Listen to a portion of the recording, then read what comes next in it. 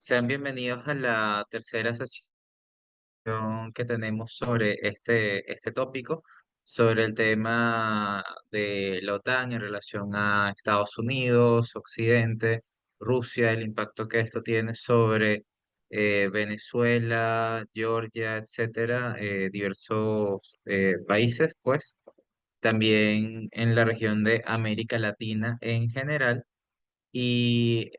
Para lo que es este tópico, tenemos que puntualizar que en los últimos días han sucedido importantes acontecimientos, tanto en los Estados Unidos, a raíz de la juramentación de Donald Trump y las medidas que se han tomado recientemente, el impacto que esto tiene y lo que ya se perfila ya de antemano. Claro, Donald Trump asumió hace alrededor de 10 días, por supuesto, pero ya vemos acciones concretas como las que vamos a discutir más adelante cuando hablemos de las deportaciones, casos como el de México, el de Colombia, etcétera. Entonces, bueno, por otro lado también está el tema de Venezuela, la juramentación de Nicolás Maduro para su tercer periodo presidencial que tuvo lugar el 10 de enero del año en curso, y también el impacto que esto tiene en la región en cuanto a las expectativas que han existido, los distintos escenarios que se han previsto, se han configurado y se han analizado. Entonces, para esta clase, bueno, vamos a tener varios vértices, como pueden ver en la primera lámina que corresponde a esta clase, que sería el avance del conflicto en Ucrania y perspectivas para la negociación. Por el lado de Occidente se espera que Ucrania esté en una posición un poco más favorable para ya negociar con Rusia y llegar ya a ciertos términos de desenlace para ponerle fin al conflicto que se ha prolongado ya durante mucho tiempo. Esto superó en gran medida las expectativas iniciales. Vemos que para el desarrollo de la etapa más fuerte del conflicto en 2022, siendo que ya esto tenía antecedentes, sobre todo en 2013-2014, vemos que todo toda la dinámica de las sanciones hacia Rusia no han sido lo suficientemente efectivas, al menos no hasta ahora, para lograr todos los objetivos previstos. Sí han tenido un impacto importante las sanciones, pero también el impacto de estas se ha logrado mitigar.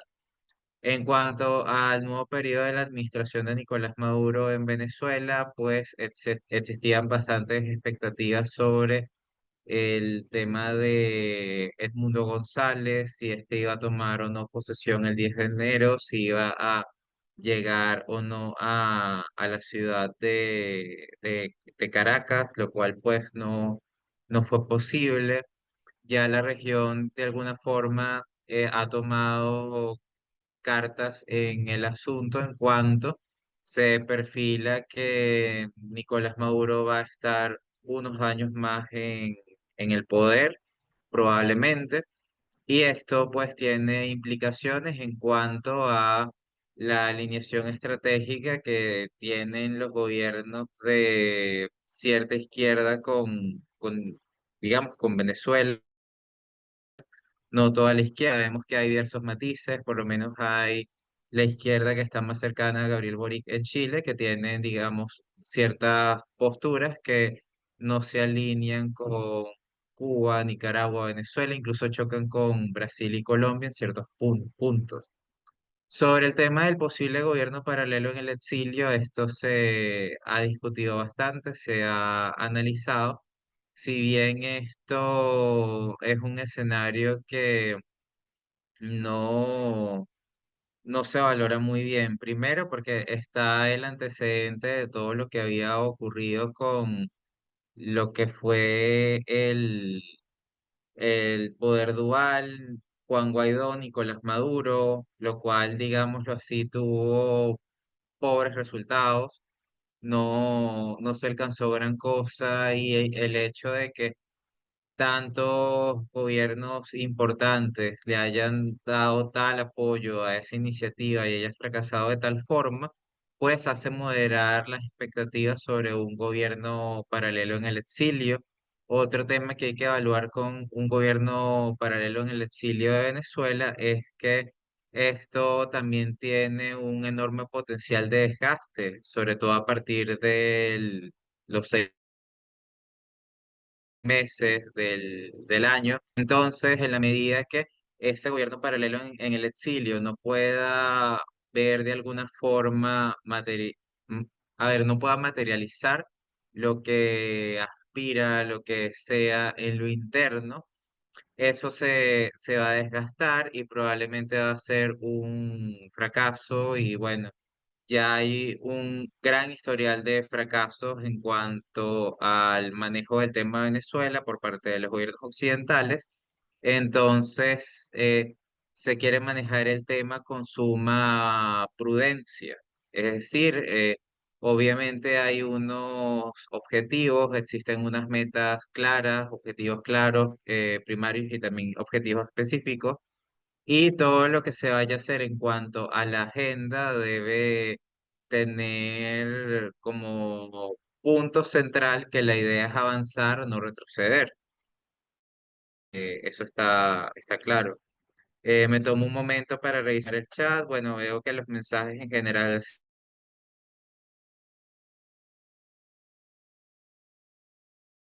han sido buenas tardes y es también muy interesante el tema de las acusaciones hacia Cuba como patrocinante del terrorismo y suavización de estas acusaciones por parte de Estados Unidos. Claro, esto acá está en las láminas, pero hay que hacer unas precisiones.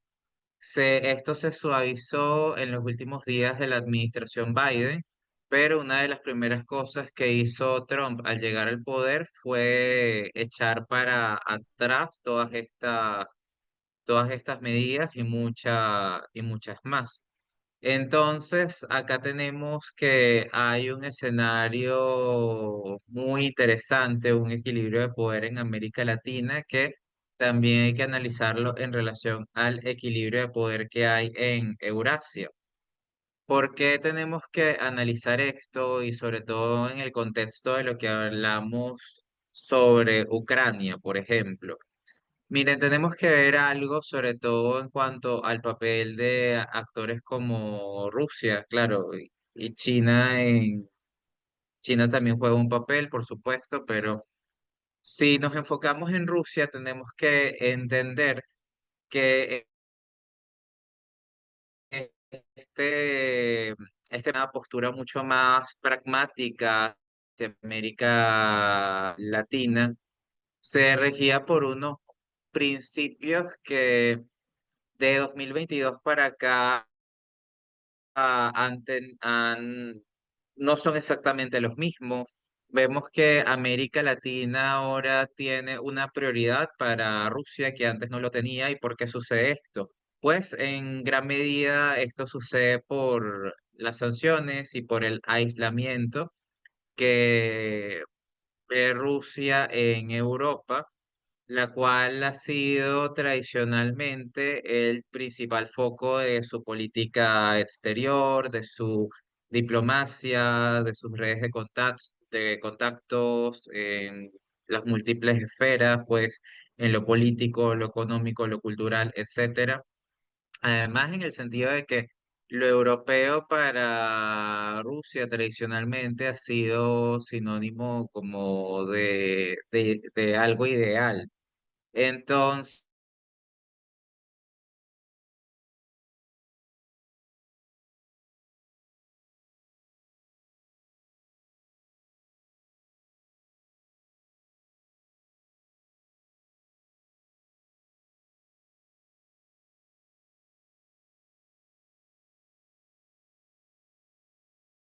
más tiene digamos, la posibilidad así de retar a los Estados Unidos. Entonces tenemos que ponderar todas estas cosas a la hora de entender cómo el equilibrio de poder en América Latina guarda ahora más relación con el equilibrio de poder en Eurasia.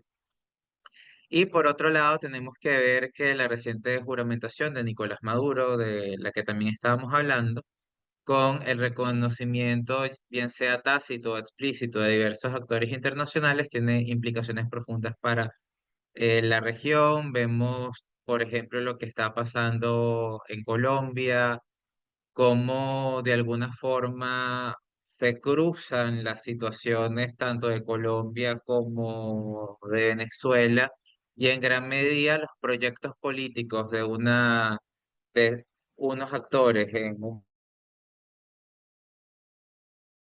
país también coinciden en menor o mayor medida con los del otro. Entonces todo esto tiene un impacto. Tenemos que considerar que Colombia ha sido tradicionalmente un aliado clave de Estados Unidos en la región. Venezuela también lo fue, más allá de uno de los aliados más importantes de Estados Unidos, al menos durante el siglo XX.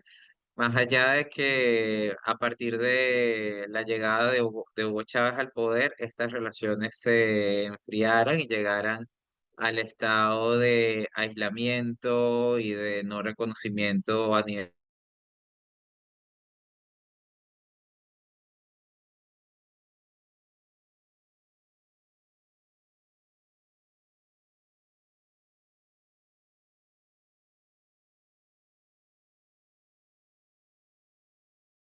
de la sombra de lo que fue.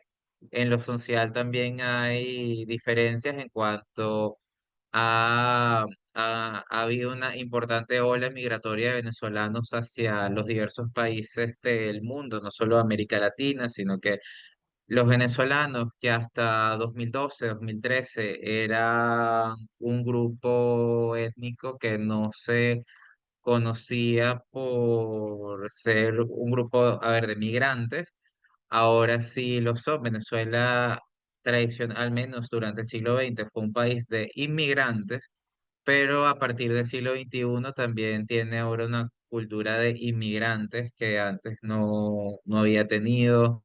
Esto también tiene un impacto en cuanto a la configuración de las familias venezolanas, en donde, según los estudios estadísticos, como en COVID, de la prestigiosa Universidad Católica Andrés Bello de Caracas, ahorita la mayoría de las familias venezolanas tienen por lo menos un familiar en el extranjero.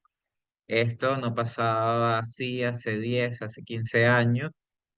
El país en gran medida es otro. Y bueno, Colombia, en cuanto a Colombia, y lo que vamos también a conversar en las siguientes láminas, tenemos que tomar en cuenta lo siguiente. Colombia, más allá de lo prometido por Gustavo Petro, este tiene una capacidad limitada para llevar todos sus planes a cabo, al menos no en una sola administración, razón por la cual sus simpatizantes partidarios, en realidad su principal objetivo es intentar perpetuar el petrismo durante, al menos por un periodo presidencial más, como ya ha evidenciado en múltiples intentos de cambiar las condiciones de permanencia del poder en Colombia y otros factores. Entonces, esto es importante por dos situaciones que están teniendo lugar hoy en día en Colombia. Primero, lo que vemos en cuanto a lo que sucede en el Catatumbo, y segundo, la situación delicada que hay entre Estados Unidos y Colombia, puesto que en Estados Unidos expertos de políticas públicas consideran que el actual gobierno de Colombia, al menos algunas de sus posiciones pueden ser peligrosas para los intereses estadounidenses, y esto se evidencia en acciones que vamos a discutir a lo largo, pues, de esta clase. Y por otro lado, hay que tomar en cuenta la imposición de Marco Rubio como secretario de Estado, que ya vemos que en los últimos días esto se hizo efectivo. El equipo de Marco Rubio tiene una alineación específica que pues nos da a entender más o menos cómo va a ser la política exterior, sobre todo hacia América Latina.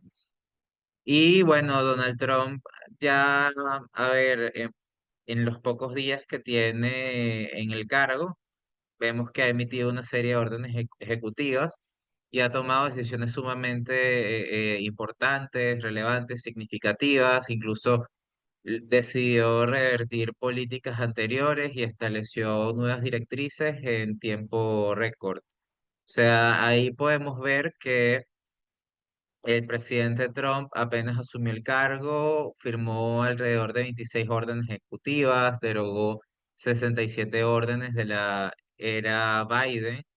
Y esto tiene además un impacto que está siendo muy analizado, muy ponderado en cuanto a los programas de diversidad, equidad e inclusión en los Estados Unidos.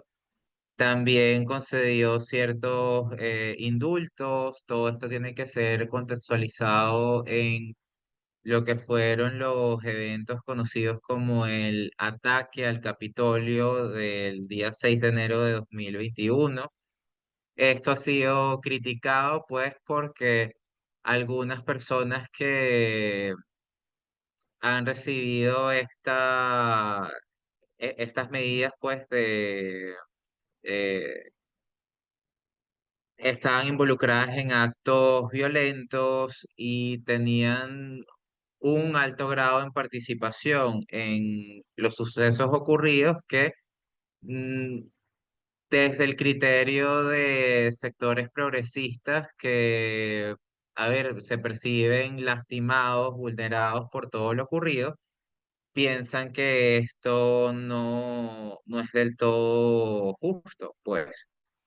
Además, bueno, vemos que en el caso de México ha sido polémica la medida de emitir una orden ejecutiva para renombrar el Golfo de México como Golfo de América.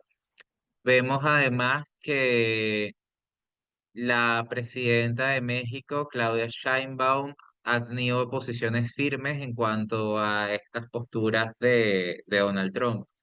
Y bueno, por otro lado, tenemos que entender y contextualizar que todas estas acciones que se toman hacia lo externo, sobre todo a países vecinos como México, tienen un impacto en la población, en la percepción, en las preferencias que tienen los estadounidenses, y esto también tiene que ser contextualizado en cuanto el tema de los flujos de migrantes hacia Estados Unidos, cómo esto ha afectado a ciertas regiones de Estados Unidos, y nombremos una, Nueva York, que en algunos casos, en cuanto a los centros de asilo, de asistencia a los indocumentados, la situación llegó a ser por momentos pues difícil de manejar, hay que admitirlo. Entonces, pues tenemos que entender que hay un público que, digámoslo así, estas medidas que toma Donald Trump las reciben de forma, digámoslo así, incendiaria, y de alguna forma motiva a cierto público. Entonces esto lo tenemos que ver también en temas pues de marketing político, de preferencias, de segmentación del votante, etcétera. Además, cerró programas de política migratoria y emitió nuevas directrices para reforzar la seguridad fronteriza. Claro, y vemos que en los últimos días ha sido bastante criticada la forma en la que muchos migrantes han sido deportados. por distintas razones. Primero, por el uso de ciertos aviones militares para ello, por las condiciones en las que fueron tratados, que se consideraban, pues, poco dignas para el ser humano. En el caso de México, por ejemplo, vemos también una postura soberanista y nacionalista que México, por un lado, claro, asumió la responsabilidad y dijo, sí, estamos dispuestos a recibir migrantes, pero que sean mexicanos. No estamos dispuestos a recibir migrantes de otros países que hayan llegado a Estados Unidos. Claro está, desde el lado estadounidense, desde el poder se alega que por supuesto, estos migrantes, digámoslo así, a ver, venezolanos, panameños, de múltiples nacionalidades, llegaron a Estados Unidos cruzando México. Es decir, que México tiene una responsabilidad en ello por eso. Sin embargo, pues ese es un asunto endeble, si lo analizamos pues a grosso modo. Además, en cuanto a las relaciones internacionales y el multilateralismo, más que todo, vemos que es relevante que Donald Trump tomó la decisión enfática de retirar a Estados Unidos de la Organización Mundial de la Salud y el Acuerdo País. Tenemos que entender que esto ya tiene antecedentes en lo que fue el primer mandato de Donald Trump y ahora en esta segunda administración, luego de que Biden había revertido estas decisiones de Trump, él las retoma. Entonces acá también hay un debate que en lo práctico ahora sí pues hay que ponerlo en relieve, que algunos analizaban o señalaban que esta segunda administración de Trump podía ser muy diferente a la primera. Sin embargo, hay dudas en cuanto a ello. Y hay que decir algo muy claro, que pues para evaluar esto con precisión, el tiempo es el que dirá, el que establecerá pues las cosas pues con mayor exactitud, debido a que estamos viendo que Donald Trump está prácticamente retomando lo que fueron los principios de su primera administración. Quizá, o esto es lo que sus acciones sugieren, él intentaría retomar y aplicar todos los principios de su primera administración, pero aprendiendo de los errores, las fallas, y por supuesto entendiendo que el mundo de hoy no es el mismo mundo que existía cuando Trump asumió por primera vez el poder. Es decir, hay una situación internacional que es distinta y de hecho una de las prioridades que Trump ha señalado que tendría su segunda administración sería llegar a una negociación para ponerle fin a a la guerra en Ucrania, que por lo que ya vemos va para 4 años. Es decir, no es poco tiempo el que lleva esta situación. Ok, reviso el chat, qué arrogancia retirar a Estados Unidos del Acuerdo de París. Entonces, Trump piensa que no es vulnerable al calentamiento global, no acatarían la transición energética. Artemio Alarcón desde Lima, Perú. Saludos, saludos para ti, señor Alarcón. Genial que estés en Lima. El legado histórico, arquitectónico de esa ciudad es exquisito, es espectacular. Bueno, para responder a tu pregunta, primero tenemos que entender la situación en la que Estados Unidos se perfila en cuanto a estos tratados, en cuanto a estas organizaciones. De alguna forma, Estados Unidos, a ver, percibe que está en una situación de poder que no es, digámoslo así, imprescindible su participación en estas organizaciones. siendo que asume que está en una posición de fuerza, digámoslo así, tiene una primacía ante otros países que sí tienen que acatar las normas o tienen que acatar más las normas en comparación a Estados Unidos.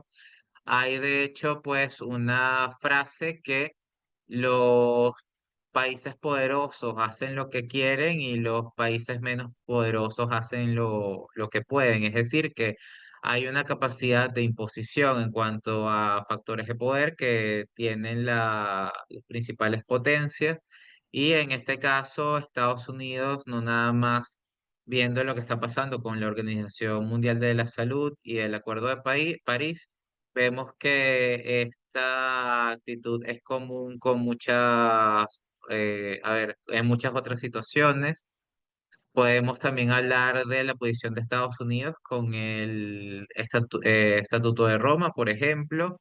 También tenemos que analizar lo que pasa con lo que es la Corte Penal Internacional, que Estados Unidos tiene diferencias con la manera en la que se manejan las cosas en la Corte Penal Internacional y el impacto que eso además puede tener, pues porque de alguna forma, eh, se han creado todas estas instituciones para fortalecer el derecho internacional, darle más primacía, y que esto suceda pone en riesgo todos estos esfuerzos que se han hecho para consolidar el multilateralismo. Vemos incluso que, desde toda esta semana la Corte Penal ha anunciado de forma oficial, formal, pública y notoria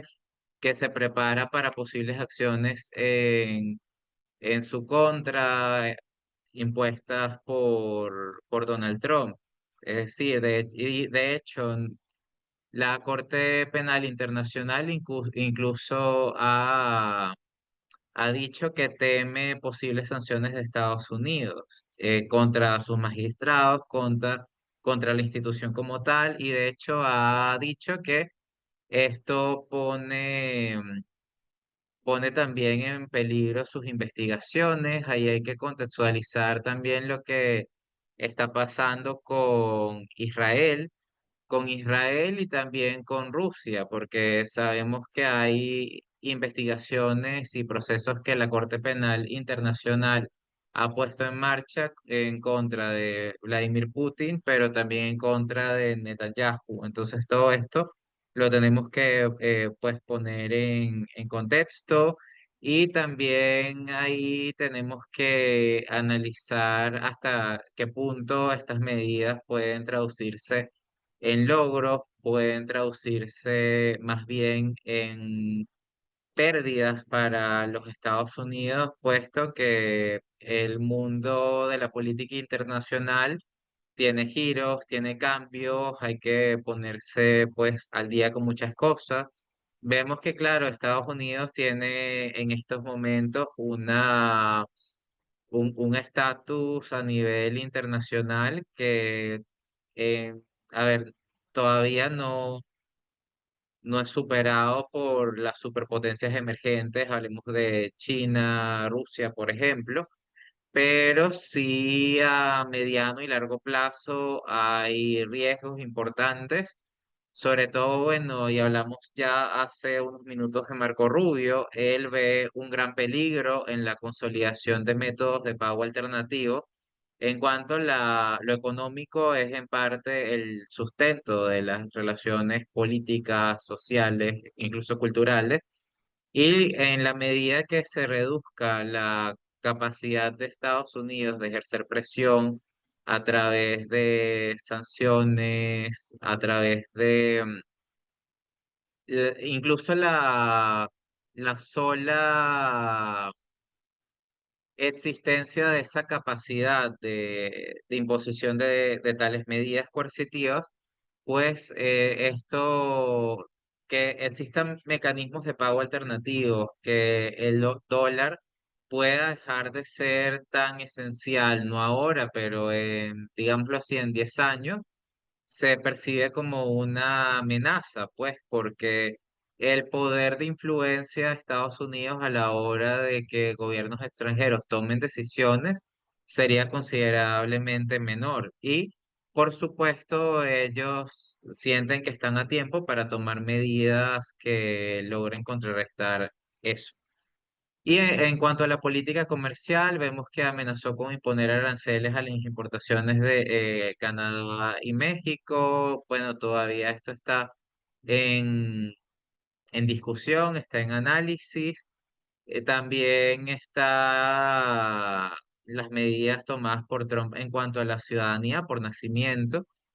Y esto pues en Estados Unidos ha generado importantes debates a favor, en contra, hasta qué punto los nativos estadounidenses de padres, bien sea extranjeros o indocumentados, tienen derecho a la nacionalidad, cómo quedan, es decir, porque hay países donde no se admite la nacionalidad si no naces en el territorio. Bueno, además que aplican en verdad muchas condiciones y cada país es pues autónomo y tiene su propia legislación para la ciudadanía, que además no es estable, o sea, cambia con el paso del tiempo.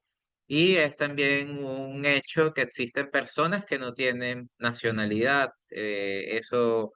Y todo eso también implica una complejidad para el derecho internacional, para el tránsito de estas personas. Y pues, lógicamente, entendemos la preocupación a ver, de instituciones que, a ver, se dedican al análisis, al asesoramiento en políticas públicas que prendan alarmas con medidas como esas, si bien, bueno, como en casi todas las situaciones, se forman siempre varios grupos, unos a favor, otros en contra.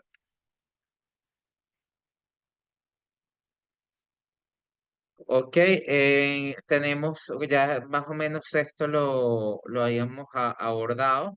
En el tema de Venezuela y la posición de Estados Unidos frente a una situación similar a la de Guaidó, ya como hablamos es negativa y riesgosa, se percibe sobre todo como riesgosa más allá de lo negativo. Además que hay una fragmentación interna en cuanto a las oposiciones venezolanas y también hay una falta de respaldo regional. No son los mismos tiempos del Grupo de Lima, donde la región estaba más o menos alineada hacia ese fin. Vemos que ahora México tiene otra situación, pues Brasil también. Entonces son otros tiempos. No está Peña Nieto en el poder, no está tampoco Bolsonaro en Brasil, no está Gustavo Duque en Colombia, es decir, la situación regional también es muy, muy distinta. Y ahora en cuanto a Cuba, pues vemos que Trump incluyó nuevamente al archipiélago en la lista de países patrocinadores del terrorismo, revirtiendo una vez una medida reciente de Biden. Esta medida había generado importante polémica, puesto que eso de remover a Cuba de la lista de países patrocinadores del terrorismo se hizo pocos días antes que Biden dejara el poder. Y Trump, prácticamente una de las primeras cosas que hizo fue echar eso hacia atrás. Y además tenemos que ver el impacto que esto tiene en cuanto a las sanciones económicas y financieras contra el archipiélago. Bueno, Cuba es tanto una isla como un archipiélago. Y lo que también esto implica para la inserción de Cuba en los mercados internacionales, etcétera, que no es que tiene todas las opciones cerradas, pero sí existen importantes limitaciones, además que también hay un sobrecumplimiento de instituciones que para evitarse inconvenientes o gastos operativos en cuanto a asesoría jurídica, manejo de casos, etcétera, a veces prefieren sencillamente no tener ningún tipo de relación con Cuba. Y pues esta decisión tenemos que entender que se enmarca en lo que es el principio de máxima presión. Y esto nos sugiere que hay una vuelta, al menos en gran medida, a lo que fueron los principios de la política exterior de Trump en su primer mandato. Vemos que, por un lado, claro, Rubio como secretario de Estado tiene un importante reto por delante con el caso de Venezuela, ya que vemos que la primera administración Trump no logró grandes objetivos, entonces se requiere un giro estratégico hacia negociaciones multilaterales y ciertos sectores creen que Rubio podría resistirse debido a su historial, pero otros creen que podría ser pragmático. En cuanto a esto y las deportaciones de las cuales hemos conversado, vemos que es interesante lo que también ha sucedido, porque muchos migrantes venezolanos que ingresaron a los Estados Unidos de forma irregular está, está discutiéndose, está implementándose la opción pues de enviar a estas personas que se encuentran en territorio estadounidense para El Salvador, pues a las cárceles de Bukele, o pues que el gobierno de Bukele decida qué acciones puede tomar adelante con estas personas de nacionalidad venezolana que se encuentran en territorio estadounidense de forma irregular. Y bueno, en cuanto a Venezuela, y ya para también avanzar con la región que la estamos analizando eh, en general, pues de forma amplia, vemos que la inacción o el fracaso de Trump en Venezuela potencialmente afecta la percepción de los votantes latinos de origen cubano, venezolano y nicaragüense, si bien se extiende más allá al votante latino en general. Entonces tenemos que entender, por un lado, los votantes latinoamericanos, sobre todo estas nacionalidades, esperan posiciones más firmes contra los regímenes que perciben como autoritarios y pues esto tenemos que entender es fundamental, es crítico para Trump en estados como Florida. Vemos que, bueno, en cuanto a Cuba, se espera que pueda existir una mayor dependencia de Venezuela y otros actores ideológicamente afines en la región y también más allá, digamos, todo lo que eh, Cuba está negociando en cuanto a convenios, acuerdos con Rusia, por ejemplo, ya que la continuidad del chavismo garantiza un flujo de petróleo constante y apoyo financiero a La Habana. Y entonces, de alguna forma, esto consolida una alianza. Además, La Habana ha dado importante apoyo, a ver, logístico, de inteligencia militar, de inteligencia política, que ha sido en parte un pilar que ha sostenido al chavismo en el poder. No hay que subestimar a Cuba en ese sentido y el legado, sobre todo en servicios de inteligencia, que tiene del siglo XX. Y tenemos que entender también que hay también una ganancia de tiempo para maniobrar en cuanto Cuba está ganando tiempo que le permite diversificar alianzas a nivel regional e internacional, especialmente con China y Rusia, con el objetivo especialmente de mitigar el impacto de las sanciones estadounidenses. Por otro lado, vemos que en Brasil es, sobre todo Brasil en estos momentos con Lula, está siendo un actor de contrapeso entre distintos actores en la región y que nivela a los extremos. Lula se cree que podría usar su posición para promover un enfoque multilateral hacia los casos de Cuba, Nicaragua y Venezuela, distanciándose de la política de confrontación directa liderada por Estados Unidos. Se cree que Brasil en este sentido puede ser un mediador regional importante. Sin embargo, vemos que hay importantes altibajos. Primero, hay una situación en, en Venezuela de la Embajada Argentina que está custodiada por Brasil en los actuales momentos, en donde se encuentra un grupo de opositores al gobierno venezolano. Eso, pues, por un lado, tenemos que entender también el peso que tuvo el veto de Brasil al ingreso de Venezuela en el bloque de los BRICS. Entonces, claro, por un lado, ciertos sectores creen que Brasil podría ser más duro, más firme en contra de Venezuela, pero por otro lado, Venezuela tiene razones, la administración de Maduro, para percibir, para pensar que Brasil no es afín a sus intereses y hasta ha actuado en contra, por lo que, sobre todo por el veto al ingreso de Venezuela en los BRICS. En cuanto a Argentina, existe una incertidumbre todavía con Milei.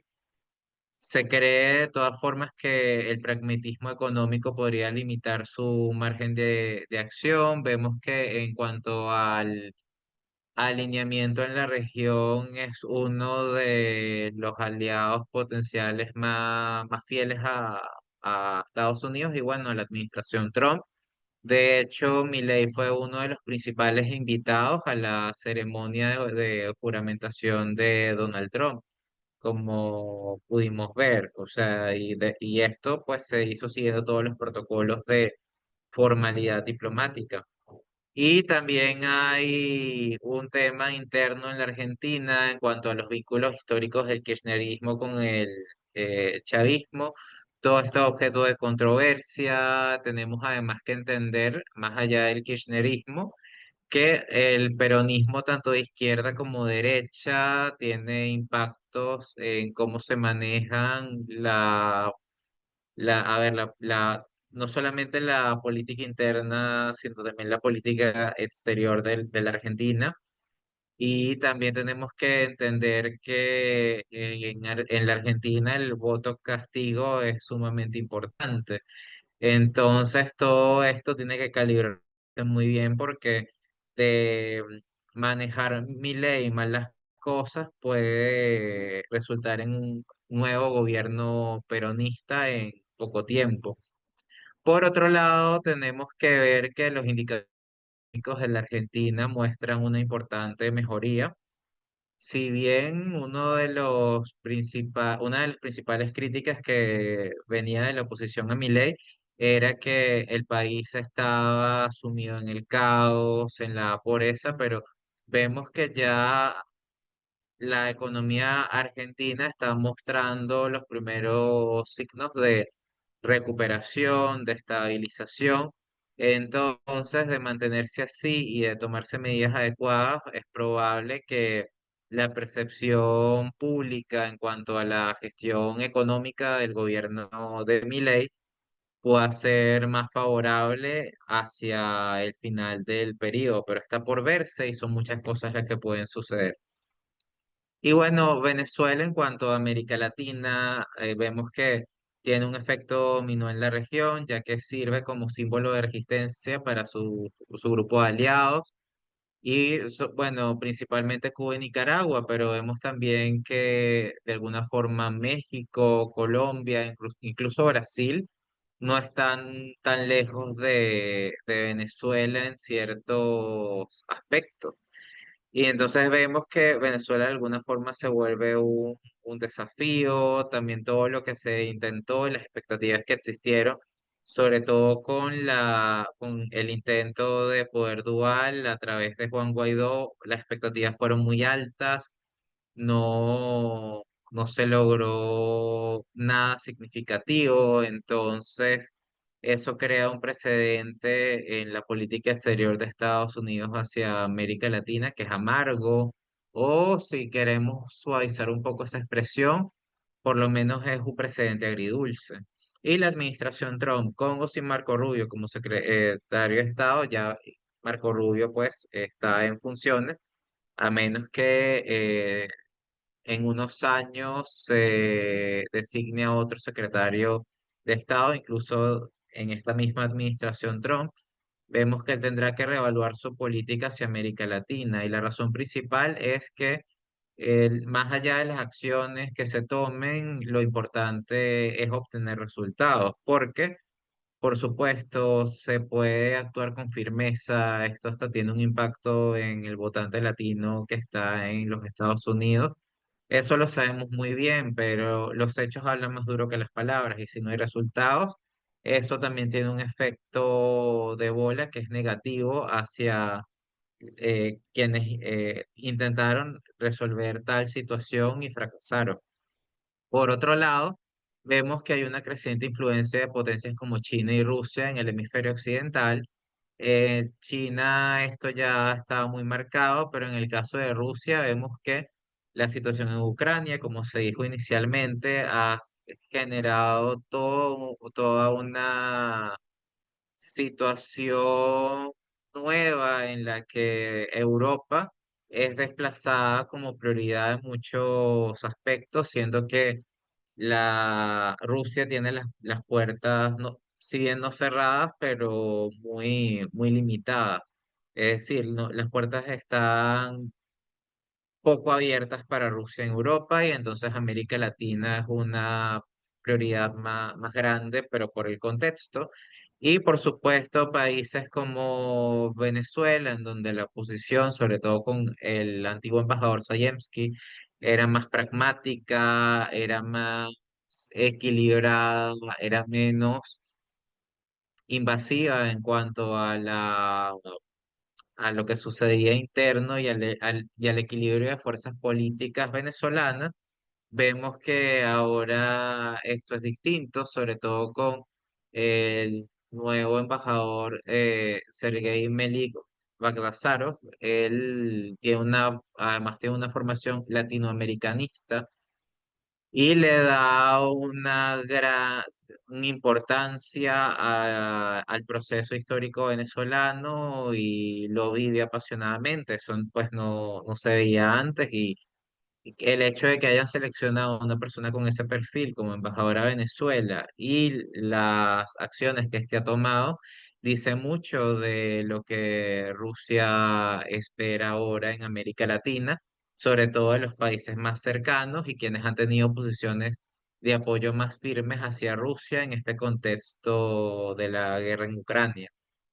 Y bueno, vemos que las posturas moderadas y pragmáticas de México y Uruguay podrían facilitar espacios de diálogo entre el chavismo y la oposición.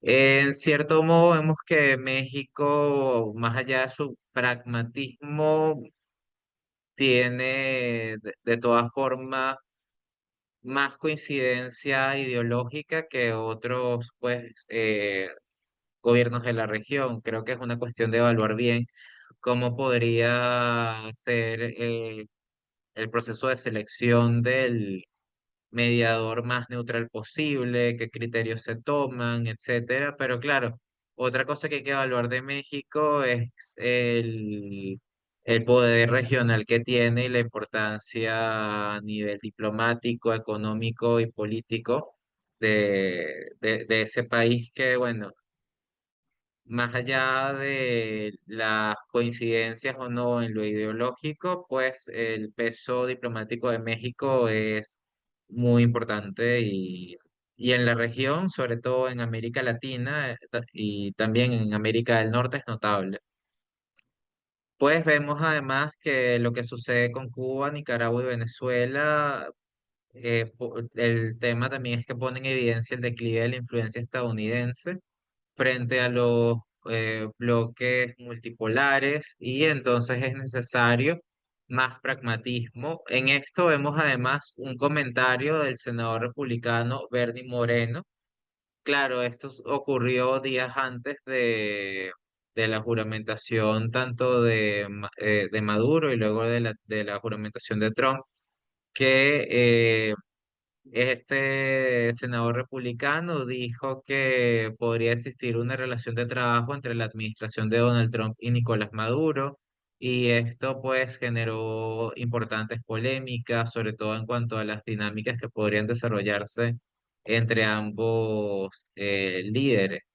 Y acá pues vemos varios pilares. El enfoque pragmático, justificado por lo que se ha señalado hasta los momentos a lo largo pues de esta clase. Además, hay antecedentes como la inclinación a acuerdos realistas y pragmáticos con líderes como el de Corea del Norte.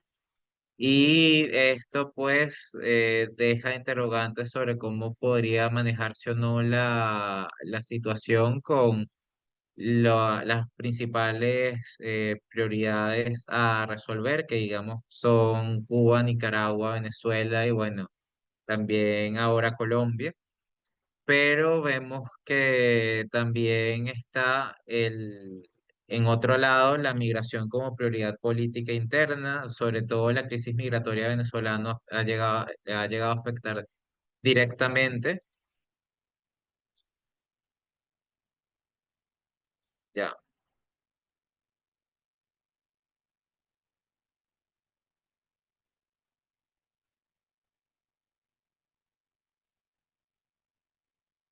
¿Aló? Sí, Vicente, te escuchamos. Ah, pero la presentación se ve, o sea, porque... Ok, perfecto. Sí, lo que pasa es que no me salía la presentación y no sé si estaba fallando algo. Bueno, y vemos, ok, los impactos que ha tenido la crisis migratoria y todo, además, y ahora que pues menciono Colombia, también todo el impacto comunicacional que tuvo el envío de migrantes hacia el país andino, la negativa inicial de Petro de recibir a migrantes, sobre todo en condiciones que se consideraban degradantes, y todo lo que esto ocasionó en sanciones que afectaban incluso directamente a la banca, a todo lo que son los tratados de comercio bilaterales y multilaterales en donde Estados Unidos y Colombia tienen un papel, las relaciones tan profundas además que existen entre ambos países, porque la economía colombiana está estrechamente conectada a la estadounidense y las sanciones, por ende, tienen un impacto muy alto en lo que es toda la configuración de los actores económicos, tanto en lo vertical como en lo horizontal en Colombia. Y bueno, por otro lado, se ha considerado, pero esto habría que evaluarlo bien, que quizá Maduro de Venezuela podría ser un interlocutor clave para contener el flujo migratorio, pero esto quizá hay que evaluarlo con mucho detenimiento, puesto que vemos que la crisis migratoria venezolana específicamente se está canalizando también a través de El Salvador. Entonces, no, esto también nos sugiere que tener a Maduro como interlocutor no es imprescindible, más allá de que existen canales de conversación entre Estados Unidos y Venezuela. Por otro lado, también está el programa de Remain México y todo lo que se está discutiendo hacia ello. Y bueno, todo esto, y a ver si vemos y ponemos en contexto, en relieve las discusiones y los impases que ya ha tenido Trump con, por un lado, México, pero también Colombia, Venezuela, en general con diversos mandatarios de la región. Todo esto nos sugiere que también debe existir una preparación para el diálogo, puesto que hay prioridades que pues la administración Trump está fijando. Hay también diversas, diversa capacidad de imposición dependiendo de los actores involucrados. Con esto quiero decir, por ejemplo, la economía de Colombia es mucho más dependiente y puede ser mucho más afectada por las sanciones de Estados Unidos a la economía de Cuba o de Venezuela, que ya son economías que tienen cierta resiliencia a las sanciones estadounidenses.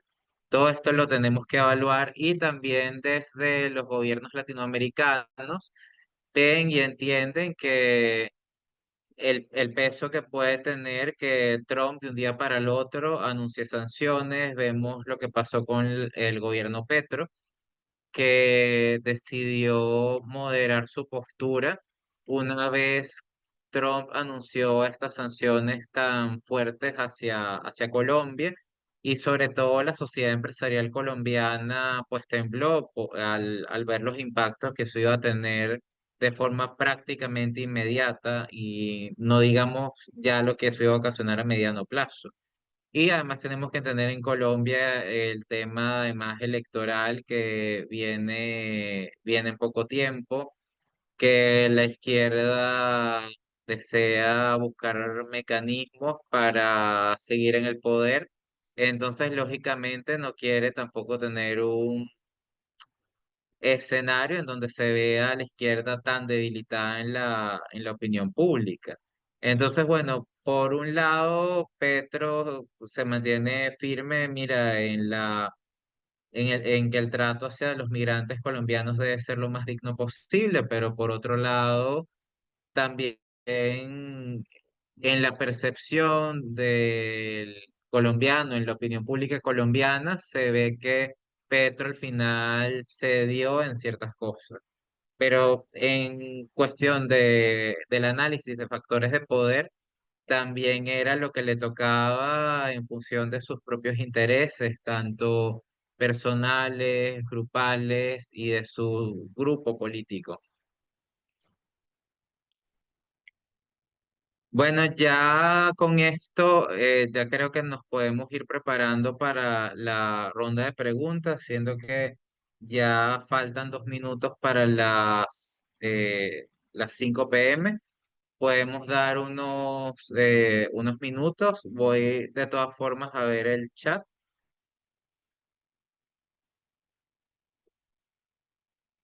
Ajá, ok, veo esta pregunta que me dejaron por mensaje directo, que no le hicieron pública, de Max Martínez. Buenas tardes, profesor. En pocos días estamos viendo los efectos de las decisiones de Trump.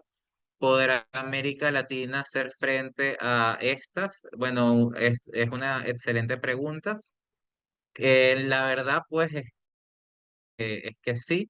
O sea, hay una capacidad de los estados-nación latinoamericanos de responder, de actuar en función de la dignidad, pero también hay que ponderar todo. Pues en el caso de Colombia, que se relaciona muy bien con lo que estás preguntando. Vemos que por un lado adaptar a la economía colombiana a todo lo que iban a implicar las sanciones tan drásticas de Estados Unidos, eso pues iba a tomar un tiempo, y además el impacto iba a ser fuerte, iba a ser devastador.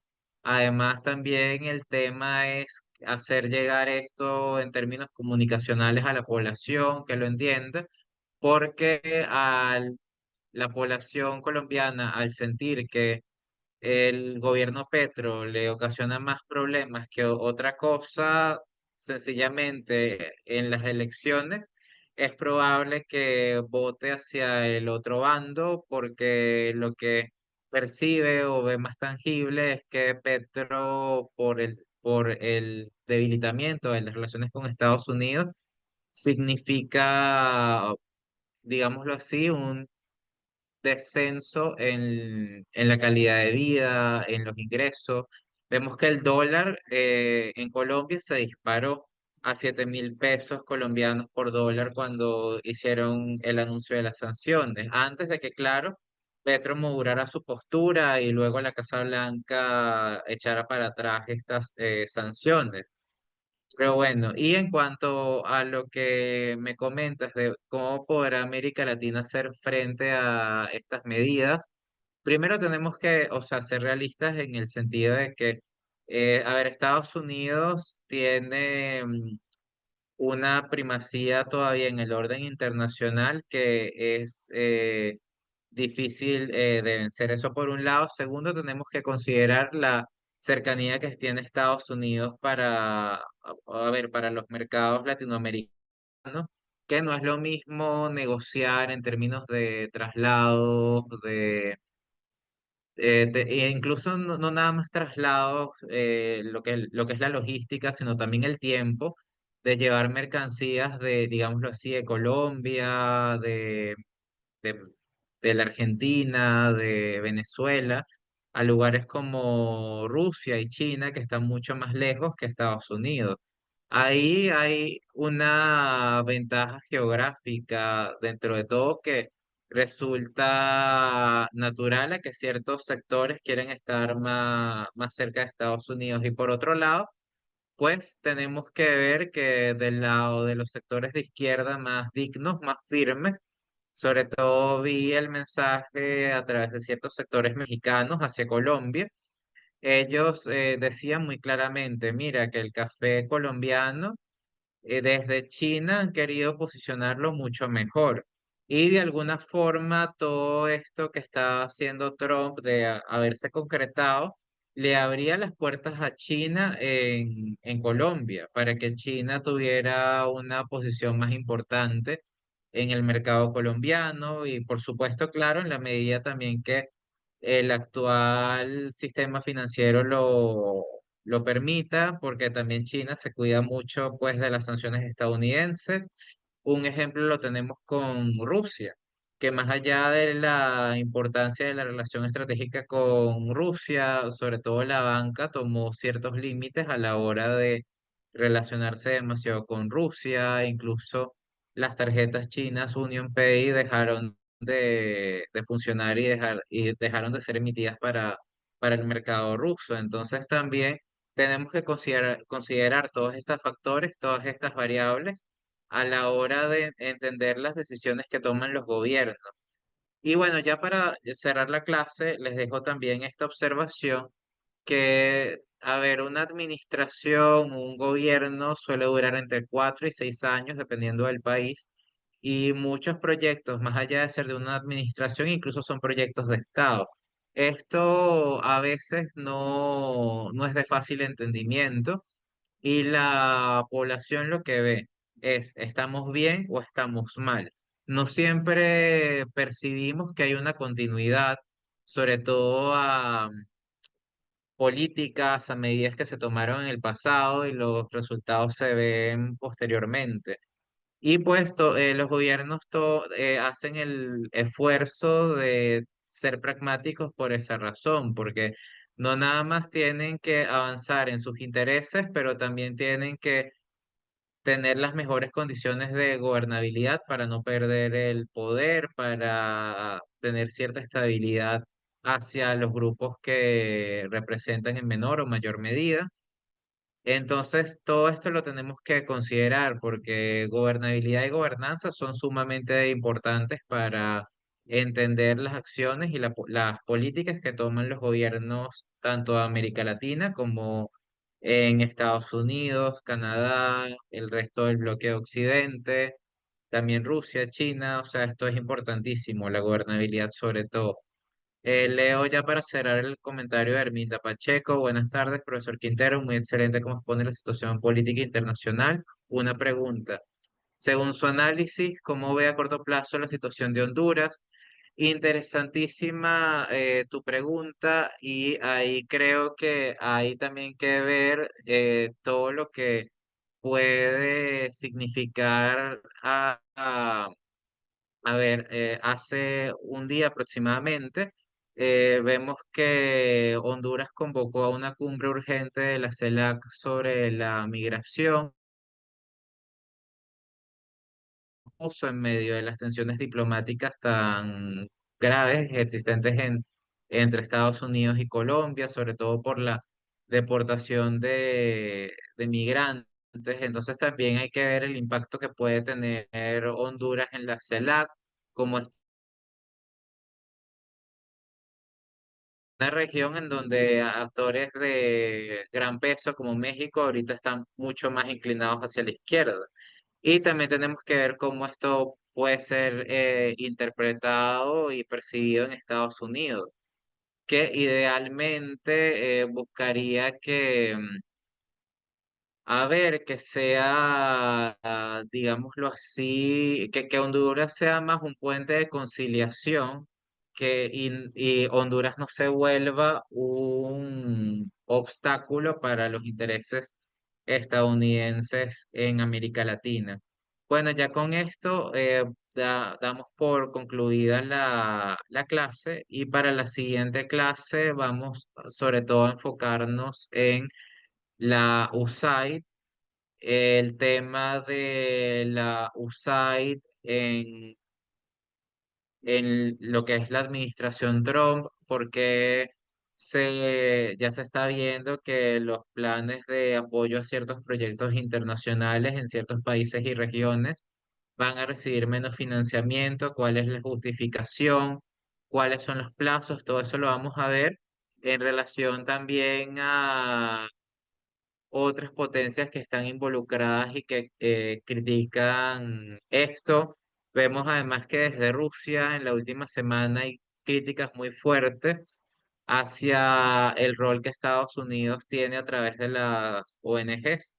Entonces, bueno, vamos a hablar sobre todo de eso y desde el punto de Estados Unidos, por qué es justificable y por qué no es justificable reducir el apoyo a las organizaciones que se sustentan a través de la red USAID, por qué y entendiendo un poco el fundamento de las acciones en camino por parte de la administración Trump.